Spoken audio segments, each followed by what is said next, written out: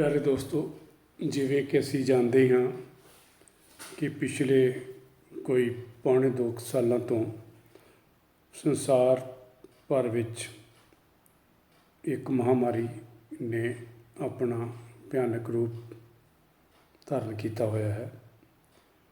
ਅਸੀਂ ਵੀ ਇਸ ਤੋਂ ਬਚ ਨਹੀਂ ਸਕੇ। ਇਸ ਦੇ ਬਚਾਓ ਲਈ ਸਮੇਂ-ਸਮੇਂ 'ਤੇ ਬਹੁਤ ਸਾਰੀਆਂ ਢੰਗ ਤਰੀਕਿਆਂ ਨੂੰ ਅਪਣਾਉਣ ਲਈ ਕਿਹਾ ਗਿਆ ਹੈ, ਜਿਨ੍ਹਾਂ ਵਿੱਚ ਇੱਕ ਤਰੀਕਾ ਇਹ ਹੈ ਕਿ ਅਸੀਂ ਇਸ ਲਾਗ ਤੋਂ ਕਿਵੇਂ ਬਚਾਓ ਕਰ ਸਕਦੇ ਹਾਂ। ਦੂਸਰਾ ਹੈ ਕਿ ਇਸ ਬਿਮਾਰੀ ਨੂੰ ਕਿਸ ਤਰ੍ਹਾਂ ਰੋਕ ਸਕਦੇ ਹਾਂ, ਇਸ ਤੋਂ ਕਾਬੂ ਕਰ ਸਕਦੇ ਹਾਂ। ਜਿੱਥੇ ਅਸੀਂ ਬਚਾਓ ਲਈ ਮਾਸਕ ਦੀ ਵਰਤੋਂ ਨੂੰ ਜ਼ਰੂਰੀ ਕੀਤਾ, ਦੋ ਲੋਕਾਂ ਦੇ ਵਿੱਚ ਜਾਂ ਇੱਕ ਭੀੜ ਤੋਂ ਬਚਣ ਲਈ ਡਿਸਟੈਂਸ ਰੱਖਣ ਲਈ ਕਿਹਾ ਗਿਆ ਹੈ, ਅਤੇ ਜਿਹੜੀ ਹੱਥਾਂ ਨੂੰ ਚੰਗੀ ਤਰ੍ਹਾਂ ਧੋਣ ਲਈ ਅਤੇ ਸੈਨੀਟਾਈਜ਼ ਕਰਨ ਲਈ ਕਿਹਾ ਗਿਆ ਹੈ। ਉੱਥੇ ਟੀਕਾਕਰਨ ਵੀ ਅਤੀ ਜ਼ਰੂਰੀ ਹੈ। ਟੀਕਾਕਰਨ ਵੈਸੇ ਬਹੁਤ ਸਾਰੀਆਂ ਸਰਕਾਰਾਂ ਨੇ ਸ਼ੁਰੂ ਕਰਤਾ ਸੀ। ਭਾਰਤ ਸਰਕਾਰ ਨੇ ਵੀ ਪੜਾਅਵਾਰ ਇਸ ਦੀ ਸ਼ੁਰੂਆਤ ਕੀਤੀ ਸੀ। ਪਹਿਲਾਂ ਉਹਨਾਂ ਲੋਕਾਂ ਨੂੰ ਵੈਕਸੀਨੇਟ ਕੀਤਾ ਗਿਆ ਜਿਹੜੇ ਲੋਕ ਕੋਵਿਡ ਮਰੀਜ਼ਾਂ ਨਾਲ ਕੰਮ ਕਰਦੇ ਸੀ।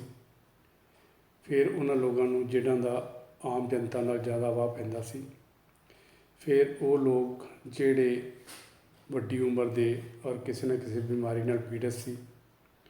ਉਸ ਤੋਂ ਬਾਅਦ ਜਿਹੜੀਆਂ ਮਾਵਾਂ, ਗਰਭਵਤੀ ਮਾਵਾਂ ਸੀ ਔਰ ਜਿਹੜੇ ਮਾਵਾਂ ਦੁੱਧ ਪਿਲਾਉਂਦੀਆਂ ਸੀ ਉਹਨਾਂ ਨੂੰ, ਔਰ ਇੱਕ ਜਿਹੜਾ ਵੱਡਾ ਗਰੁੱਪ ਜਿਹੜਾ ਰਹਿ ਗਿਆ ਸੀ ਉਹ ਸੀ ਬੱਚੇ।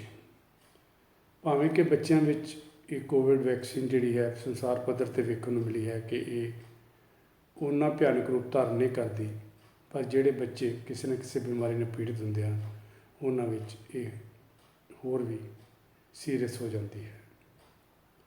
ਸੋ ਇਸ ਲਈ ਟੀਕਾਕਰਨ ਜਿਹੜਾ ਨਵੀਂ ਵੈਕਸੀਨ ਜਿਹੜੀ ਕੁਛ ਦਿਨ ਪਹਿਲਾਂ ਹੀ ਭਾਰਤ ਸਰਕਾਰ ਵੱਲੋਂ ਜਿਸ ਨੂੰ ਐਮਰਜੈਂਸੀ ਵਰਤੋਂ ਦੇ ਤੌਰ 'ਤੇ ਮਾਨਤਾ ਦਿੱਤੀ ਗਈ ਹੈ, ਮਨਜ਼ੂਰੀ ਦਿੱਤੀ ਗਈ ਹੈ, ਉਹ ਹੈ ਜਾਈਕੋਵ-ਡੀ। ਇਹ ਵੈਕਸੀਨ ਜਿਹੜੀ ਹੈ ਪਹਿਲੀ ਵਾਰ DNA ਆਧਾਰਿਤ ਹੈ। ਇਸ ਨੂੰ ਪਲਾਜ਼ਮਿਡ DNA ਵੈਕਸੀਨ ਵੀ ਕਿਹਾ ਜਾਂਦਾ ਹੈ। ਇਸ ਦਾ ਟਰਾਇਲ ਜਿਹੜਾ 12 ਤੋਂ 18 ਸਾਲ ਦੇ ਕਿਸ਼ੋਰ ਬੱਚਿਆਂ 'ਤੇ ਕੀਤਾ ਗਿਆ। ਇਹ ਜਿਹੜਾ ਵੈਕਸੀਨ ਹੈ, ਇਹ ਜਿਹੜੀਆਂ ਪਹਿਲੀਆਂ ਜੋ ਵੈਕਸੀਨ ਸੀ ਕੋਵਿਡ ਜਿਹੜੀ ਕੋਵੈਕਸਨ, ਕੋਵਿਡਸ਼ੀਲਡ ਔਰ ਮੋਡਰਨਾ ਔਰ ਜਿਹੜੀ ਸਪੁਤਨਿਕ, ਸੋ ਉਹ ਜਿਹੜੀ ਵੈਕਸੀਨ ਸੀ ਜਾਂ ਜੌਨਸਨ ਐਂਡ ਜੌਨਸਨ, ਉਹਨਾਂ ਵੈਕਸੀਨ ਨਾਲੋਂ ਇਸ ਵੱਖਰੇ ਤਰੀਕੇ ਨਾਲ ਕੰਮ ਕਰਦੀ ਹੈ। ਇਸ ਵਿੱਚ ਉਹ ਵਿਸ਼ਾਣੂ ਜਿਹੜਾ ਕਿ ਕੋਵਿਡ ਦੀ ਲਾਗ ਫੈਲਾਉਂਦਾ ਹੈ ਉਸ ਦਾ ਜੈਨੇਟਿਕ ਕੋਡ ਲਿਆ ਜਾਂਦਾ ਹੈ ਔਰ ਉਸ ਜੈਨੇਟਿਕ ਕੋਡ ਨੂੰ ਵੈਕਸੀਨ ਦੇ ਤੌਰ 'ਤੇ ਸਰੀਰ ਵਿੱਚ ਭੇਜਿਆ ਜਾਂਦਾ ਹੈ, ਜਿੱਥੇ ਜਾ ਕੇ ਇਹ ਸਪਾਈਕ ਪ੍ਰੋਟੀਨ ਪੈਦਾ ਕਰਦਾ ਹੈ।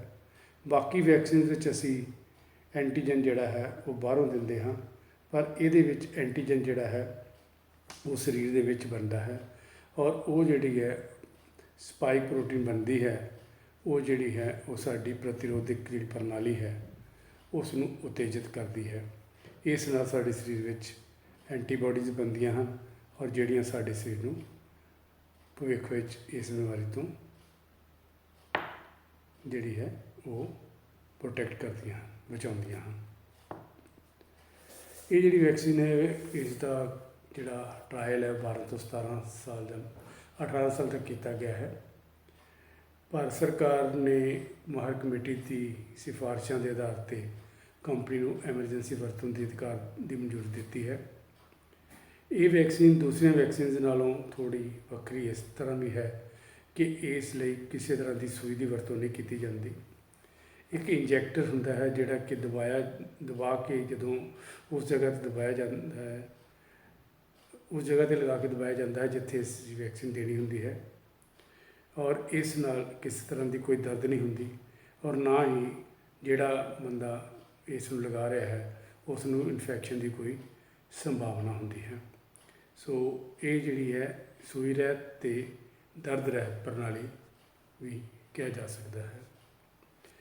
ਜਿਹੜੀ ਇਹ ਵੈਕਸੀਨ ਜਿਹੜੀ ਆਈ ਹੈ, ਇਸ ਵੈਕਸੀਨ ਦੀਆਂ 3 ਖੁਰਾਕਾਂ ਦਿੱਤੀਆਂ ਜਾਂਦੀਆਂ ਹਨ। ਪਹਿਲੀ ਖੁਰਾਕ 0 ਦਿਨ, ਫਿਰ ਉਸ ਤੋਂ 4 ਹਫ਼ਤੇ ਬਾਅਦ ਔਰ ਅਗਲੀ ਫਿਰ 4 ਹਫ਼ਤੇ ਬਾਅਦ। ਸੋ 2 ਮਹੀਨਿਆਂ ਦੇ ਵਿੱਚ ਇਹ ਜਿਹੜੀ ਵੈਕਸੀਨੇਸ਼ਨ ਹੈ ਇਹ ਪੂਰੀ ਕਰ ਦਿੱਤੀ ਜਾਵੇਗੀ ਭਵਿੱਖ ਵਿੱਚ।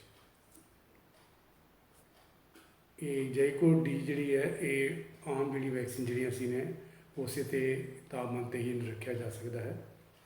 ਔਰ ਇਹ ਦੇਖਣ 'ਚ ਆਇਆ ਹੈ ਕਿ ਜਿੰਨਾ ਵੀ ਬੱਚਿਆਂ ਨੂੰ ਜਾਂ ਜਿਹੜੇ ਬੱਚੇ ਇਸ ਵਿੱਚ ਟਰਾਇਲ ਵਿੱਚ ਹਿੱਸਾ ਲਿਆ ਹੈ, ਉਸ ਵਿੱਚ ਦੇਖਣ 'ਚ ਆਇਆ ਕਿ ਜਿਹੜੀ ਹੈ ਐਫੀਕੇਸੀ ਜਿਹੜੀ ਹੈ ਇਸ ਵੈਕਸੀਨ ਦੀ ਜਿਹੜੀ ਹੈ ਉਹ 66.6% ਦੇਖੀ ਗਈ ਹੈ ਔਰ ਕਿਸੇ ਤਰ੍ਹਾਂ ਦਾ ਕੋਈ ਵੀ ਸਾਈਡ ਇਫੈਕਟ ਜਿਹੜਾ ਹੈ ਉਹ ਨਹੀਂ ਪਾਇਆ ਗਿਆ। ਸੋ ਇਹ ਇੱਕ ਸੁਰੱਖਿਅਤ ਜਿਹੜੀ ਵੈਕਸੀਨ ਗਿਣੀ ਗਈ ਹੈ। ਪਰ ਕੁਝ ਮਾਹਰਾਂ ਦਾ ਇਹ ਵਿਚਾਰ ਹੈ ਕਿਉਂਕਿ ਇਹ ਜਿਹੜੀ ਕੋਵਿਡ-19 ਬਿਮਾਰੀ ਹੈ ਇਹ ਬੱਚਿਆਂ ਵਿੱਚ ਬਹੁਤਾ ਅਸਰ ਨਹੀਂ ਕਰਦੀ। ਆਮ ਕਰਕੇ ਇਸ ਬੱਚਿਆਂ ਵਿੱਚ ਮਾਮੂਲੀ ਕਿਸਮ ਦੀ ਹੀ ਇਨਫੈਕਸ਼ਨ ਹੁੰਦੀ ਹੈ। ਇਸ ਲਈ ਉਹਨਾਂ ਬੱਚਿਆਂ ਨੂੰ ਜਿਹੜੇ ਬੱਚੇ ਕਿਸੇ ਨਾ ਕਿਸੇ ਬਿਮਾਰੀ ਨਾਲ ਪੀੜਤ ਹੋਣ, ਉਹਨਾਂ ਬੱਚਿਆਂ ਨੂੰ ਇਸ ਟੀਕਾਕਰਨ ਲਈ ਪਹਿਲਾਂ ਚੁਣਿਆ ਜਾਵੇ। ਇਹ ਆਮ ਕਰਕੇ ਮਾਹਰਾਂ ਦੀ ਜਿਹੜੀ ਰਾਏ ਹੈ।